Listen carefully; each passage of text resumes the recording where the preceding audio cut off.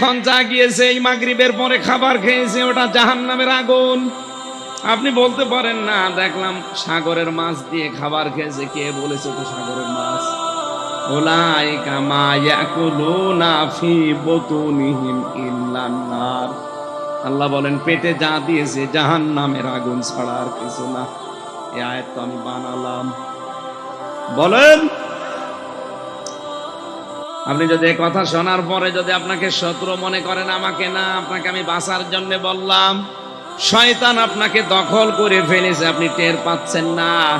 আপনি এখনো ফিরে আসেন, ঘর যখন কেটে যাবে তখন টের পাবেন।